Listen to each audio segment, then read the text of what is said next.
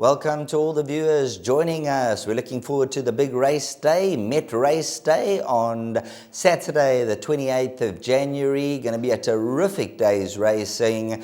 Joining me on the line, none other than Brett Crawford, a horseman of top quality. Morning, Brett. How are you doing? Very well, and you, Sheldon? Yes, all good this side. I suppose you're looking really forward to the big day, and it's going to come and flash by, and obviously let's hope for the best. Let's get straight into the action, not to keep you any longer. A lot of hard work to be done still. Let's kick off with race number 7, where you have two runners, number 6 Seeking the One and number 9 Champion Warrior. How do you rate the chances of Seeking the One?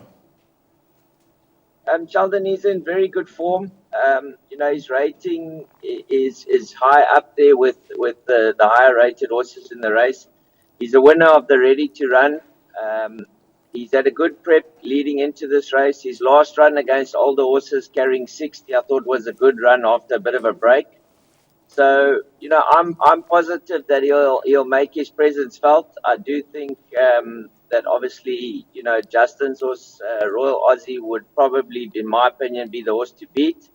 But I do think Seeking the One is a worthy inclusion in most perms.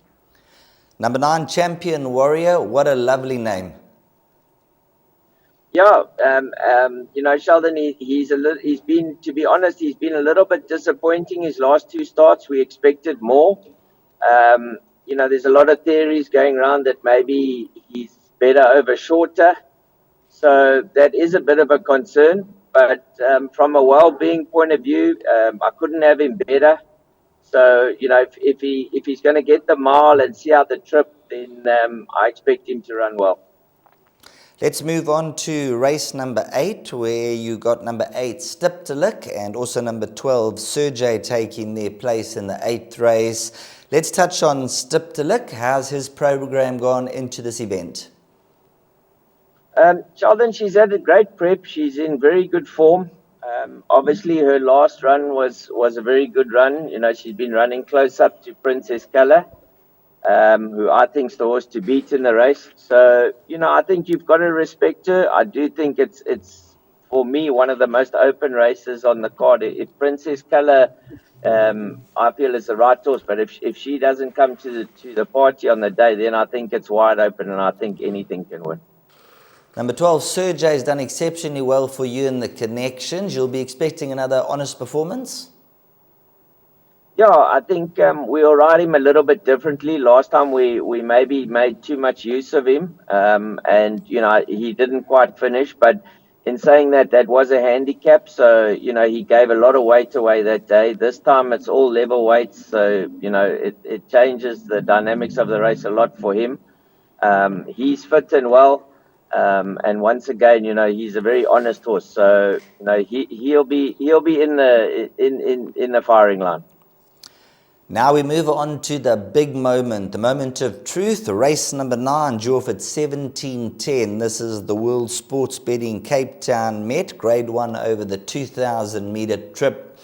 You have the up-and-coming new lady on the block, Make It Snappy, from obviously your stable, Brett Crawford. And just looking at the breeding, Ridgeman Highlands bred for the Hollywood Syndicate, Anthony Del Pesh, Owen Heifer, Devon Heifer.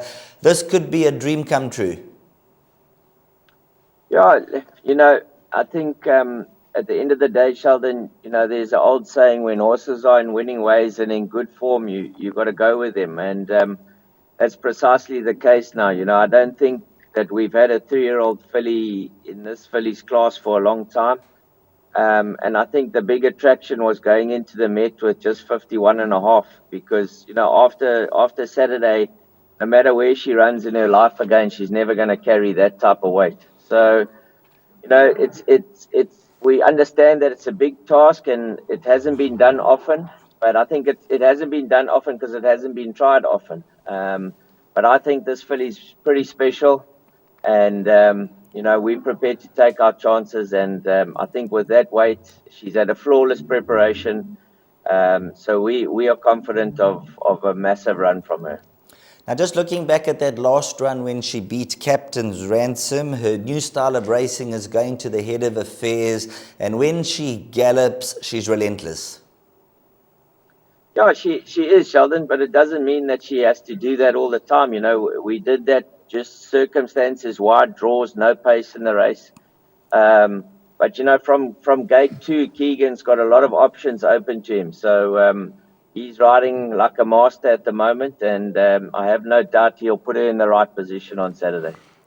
Then you also have number 10, Zapatius. He has a horse looking to win over this distance. When you look at his overall record, he's got some neat runs in the bag. And looking at his last 2 efforts, were you happy with those preparation runs?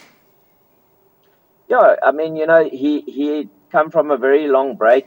So obviously each run was getting him back to match fitness. I believe he's definitely at his best now. So, you know, we understand that he's got a few lengths to make up, and on the ratings, it's not going to be easy for him.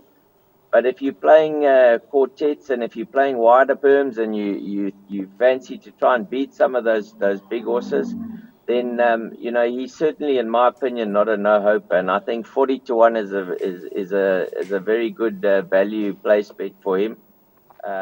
So, you know, I'm happy. He's had a great preparation. Well, thanks very much for being on the line, and all the best on the big race day. And as we mentioned, you're a horseman of the highest quality, and now it's up to the horses to do it on the track. So have a tremendous day's racing, and all the best. Thank you very much, Brett. Pleasure, Sheldon. Thank you. That's Brett Crawford on the line for the big race day. He's given his rundown of his runners on the day. And let's see if Make It Snappy can hit the fast forward button and get into the winner's enclosure and make some more history.